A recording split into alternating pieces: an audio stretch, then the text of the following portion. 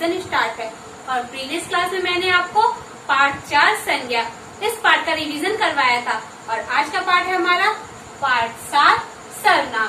बच्चों आपको पता ही होगा कि हमारा एग्जाम बहुत ही पास में है, इसीलिए आज मैं आपको पेन पेपर टेस्ट के सभी पार्टों का रिवीजन करवाऊंगी। आज हम पार्ट 7 सर्वनाम इसका रिवीजन करेंगे और इसके साथ ही पार्ट 8 विशेषण इस पार्ट का रिवीजन हम आज ही करेंगे। तो बच्चों सबसे पहले हम पार्ट 7 सर्वनाम इस पार्ट का रिवीजन करते हैं। तो बच्चों सर्वनाम क्या होता है? आप संज्ञा शब्दों को जानते ही हैं कि संज्ञा शब्द क्या होते हैं। तो बच्चों किसी भी व्यक्ति, वस्तु, स्थान तथा भाव के नाम को हम संज्ञा कहते हैं और संज्ञा के कितने भेद है यह मैंने आपको अच्छे से बता दिया है। तो बच्चों सर्वनाम हमारे वह शब्द होते हैं जो संज्ञा के स्थान पर हम प्रयोग करते हैं, उन्हें ही हम सर्वनाम कहते हैं। और हमारे सर्वनाम की परिभाषा होती है जिन शब्दों का प्रयोग संज्ञा के स्थान पर किया जाता है उन्हें सर्वनाम कहते हैं। जैसे मैं, हम, तुम, वह, वे आदि ये सारे शब्द हमारे क्या है बच्चों? सर्वनाम है, क्योंकि इनका प्रयोग हम संज्ञा के स्थान पर करते हैं। कैसे करते हैं आइए अब हम एक उदाहरण के जरिए से समझते हैं। मोर हमारा राष्ट्रीय पक्षी है। मोर के पंख रंग बिरंगे होते हैं। तो बच्चों आपने यह वाक्य पढ़ा, यहाँ पर हमने मोर मोर कई बार हमने मोर शब्द का प्रयोग किया। ऐसे ही अगर हम इस वाक्य को ऐसे ही लिखते रहेंगे और हर जगह हम मोर का ही प्रयोग करेंगे तब यह वाक्य हमारा कम अच्छा लगेगा। लेकिन अगर हमने मोर की जगह पर सर्वनाम शब्द का प्रयोग कर लिया मोर के लिए तब यह वाक्य हमारा और भी सुंदर लगेगा। इस वाक्य को पढ़कर देखिए। मोर हमारा राष्ट्र पक्षी है, इसके पंख रंग बिरंगे होते हैं। तो बच्चों यहाँ पर हमने मोर की जगह पर किसका प्रयोग किया? इसके शब्द का प्रयोग किया। तो बच्चों जो इसके शब्द है हमारा यह क्या हुआ? हमारा सर्वनाम हुआ, क्योंकि हमने मोर हमारा क्या है? संज्ञा शब्द है और संज्ञा शब्द की जगह इसका प्रयोग किया है, इसलिए यह शब्द हमारा सर्वनाम होगा। तो बच्चों आई होप आपको समझ में आ गया होगा कि सर्वनाम क्या होता है। जिन शब्दों का प्रयोग हम संज्ञा के स्थान पर करते हैं उन्हें ही सर्वनाम कहते हैं। आप वाक्य को पढ़िए, देखिए कि संज्ञा के स्थान पर कौन से शब्द का प्रयोग किया गया, वही शब्द हमारा सर्वनाम को पढ़ने के बाद अब आते हैं हम इसके भेद पर। तो बच्चों सर्वनाम के 6 भेद होते हैं। पहला है आपका पुरुषवाचक सर्वनाम, दूसरा है निश्चयवाचक सर्वनाम, तीसरा अनिश्चयवाचक सर्वनाम, चौथा प्रश्नवाचक सर्वनाम, पांचवा संबंधवाचक सर्वनाम और छठा है आपका निजवाचक सर्वनाम। बच्चों पुरुषवाचक सर्वनाम, इसमें पुरुषवाचक सर्वनाम हम किसे कहते हैं? जिस सर्वनाम शब्द का प्रयोग बोलने वाला अपने लिए तथा सुनने वाले के लिए या फिर अन्य किसी व्यक्ति के लिए करता है वहाँ हमारा पुरुषवाचक सर्वनाम होता है। जैसे मैं, तुम, मैंने। जैसे मैंने कहा मैं किताब पढ़ रही हूँ, तो यहाँ पर मैंने मैं शब्द अपने लिए प्रयोग किया, तो यहाँ पर हमारा क्या होगा? पुरुषवाचक सर्वनाम होगा, क्योंकि यह मैंने अपने लिए प्रयोग किया। तुम किताब देख रहे हो, तो यहाँ पर मैंने सामने वाले के लिए किसका प्रयोग किया? तुम शब्द का प्रयोग किया, तो यहाँ पर तुम शब्द हमारा क्या हुआ? पुरुषवाचक सर्वनाम हुआ। स्टूडेंट्स पुरुषवाचक सर्वनाम के बाद दूसरा है आपका निश्चयवाचक सर्वनाम। बच्चों निश्चयवाचक सर्वनाम क्या होता है? जिस सर्वनाम शब्द से हमें किसी निश्चित व्यक्ति या वस्तु का बोध हो वहाँ पर हमारा निश्चयवाचक सर्वनाम होता है। जैसे यह मार्कर मेरा है, तो इससे क्या पता चल रहा है कि ये जो मार्कर है वो मेरा है, यह निश्चित है कि मेरा ही है, इसलिए यहाँ पर क्या होगा? हमारा निश्चयवाचक सर्वनाम। स्टूडेंट्स निश्चयवाचक सर्वनाम के बाद तीसरा है हमारा अनिश्चयवाचक सर्वनाम। बच्चों अनिश्चयवाचक सर्वनाम क्या होता है? जिस सर्वनाम शब्द से किसी निश्चित व्यक्ति या वस्तु का बोध नहीं होता है, यानी किसी निश्चित व्यक्ति या वस्तु के बारे में नहीं पता चलता है, वहाँ हमारा अनिश्चयवाचक सर्वनाम होता है। जैसे बाहर कोई खड़ा है, तो कोई शब्द क्या है? हमारा सर्वनाम शब्द है, लेकिन इससे हमें क्या पता चल रहा है कि बाहर कौन है? नहीं पता चल रहा, इसलिए यह शब्द हमारा क्या होगा? अनिश्चयवाचक सर्वनाम। बच्चों अनिश्चयवाचक सर्वनाम के बाद नेक्स्ट है हमारा प्रश्नवाचक सर्वनाम। बच्चों प्रश्नवाचक सर्वनाम क्या होता है? जैसा कि आपको इसके शब्द से ही पता चल रहा होगा कि यहाँ पर क्या होगा? प्रश्न पूछा जाएगा, वहाँ हमारा प्रश्नवाचक सर्वनाम होगा। जैसे आपको किससे मिलना है, यानी किसी व्यक्ति के बारे में ही पूछ रहे हैं कि किससे मिलना है, तो किससे शब्द हमारा क्या हुआ, सर्वनाम हुआ। और यह किसकी जगह प्रयोग कर रहे हैं हम लोग, किसी संज्ञा शब्द की जगह पर प्रयोग कर रहे हैं, इसलिए यह हमारा प्रश्नवाचक सर्वनाम होगा। किससे, यहाँ प्रश्न पूछा जा रहा है, इसलिए यह प्रश्नवाचक सर्वनाम है। प्रश्नवाचक सर्वनाम के बाद बच्चों नेक्स्ट है आपका संबंधवाचक सर्वनाम। तो बच्चों संबंधवाचक सर्वनाम क्या होता है, यहाँ पर जो, सो, जैसा, वैसा इन शब्दों का प्रयोग होता है। और यहाँ पर जो हमारा पहला वाक्य होगा वह दूसरे वाक्य से संबंधित होगा, वहाँ हमारा संबंधवाचक सर्वनाम होता है। जैसे, जैसा करोगे वैसा भरोगे, यानी जैसा हम काम करेंगे वैसा ही हमें फल मिलेगा। तो यहाँ पर पहला वाला वाक्य हमारे दूसरे वाले वाक्य से संबंधित है, इसलिए यहाँ पर संबंधवाचक सर्वनाम होगा। बच्चों इसे हम एक और उदाहरण से समझते हैं। जो मेहनत करेगा उसे वैसा फल प्राप्त होगा, यानी अगर आपने अच्छी मेहनत की तो आपको परिणाम भी अच्छा मिलेगा। तो पहला वाला वाक्य हमारा दूसरे वाले वाक्य से संबंधित है, तो यहाँ पर हमारा क्या होगा, संबंधवाचक सर्वनाम। बच्चों संबंधवाचक सर्वनाम आप देखेंगे अधिकतर आपको मुहावरों में मिलेगा, जैसे जिसकी लाठी उसकी भैंस, यह आपका एक मुहावरा है। जो जैसा करेगा वैसा भरेगा, या भी हम मुहावरे के रूप में प्रयोग करते हैं। संबंधवाचक सर्वनाम के बाद बच्चों नेक्स्ट है आपका निजवाचक सर्वनाम। यहाँ पर खुद स्वयं अपने आप इन शब्दों का प्रयोग होता है। और बच्चों निजवाचक सर्वनाम हम किसे कहते हैं, जो सर्वनाम शब्द अपने लिए प्रयोग किए जाते हैं उन्हें हम निजवाचक सर्वनाम कहते हैं। पुरुषवाचक सर्वनाम और बच्चों निजवाचक सर्वनाम, इसमें आप कंफ्यूज मत होइएगा। पुरुषवाचक सर्वनाम में जो सर्वनाम शब्द का प्रयोग किया जाता है वह अपने लिए किया जाता है, या सामने वाले के लिए या किसी अन्य व्यक्ति के लिए किया जाता है, वहाँ हमारा पुरुषवाचक होता है। लेकिन निजवाचक सर्वनाम में व्यक्ति उस सर्वनाम शब्द का प्रयोग अपने लिए करता है, जैसे स्वयं, मैं यह कार्य स्वयं कर लूंगा, आपको करने की जरूरत नहीं है। तो यहाँ पर स्वयं कर लूंगा यानी अपना नाम न बोलकर हमने क्या बोला, स्वयं बोला, इसलिए यहाँ पर हमारा निजवाचक सर्वनाम होगा। स्टूडेंट्स आई होप आपको सर्वनाम अच्छे से समझ में आ गया होगा। तो बच्चों आपको इस पार्ट में मैंने जितने भी प्रश्न उत्तर लिखवाए उन्हें आपको अच्छे से तैयार करना है।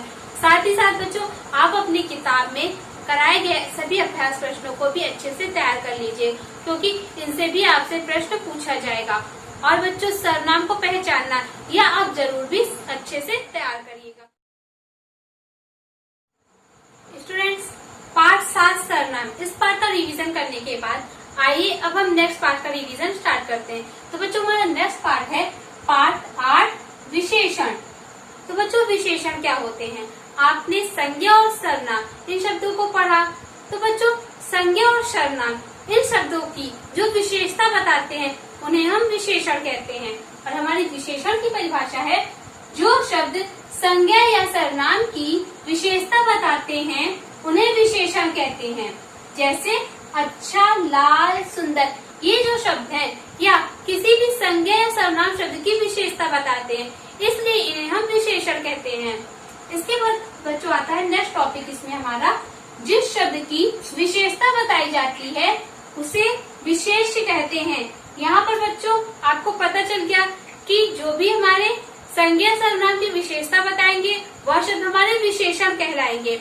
लेकिन बच्चों यहाँ पर विशेष क्या होगा, जिन शब्दों की विशेषता बताई जाती है वे शब्द हमारे विशेष कहलाते हैं। आइए उदाहरण से समझते हैं। जैसे कंजूस आदमी, आदमी शब्द हमारा क्या है, यहाँ पर यह हमारा संज्ञा है और इसकी क्या विशेषता है कि वह कंजूस है।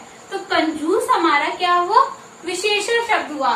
और विशेषता हम किसकी बता रहे हैं, आदमी की बता रहे हैं, तो आदमी शब्द हमारा क्या हुआ, विशेष हुआ।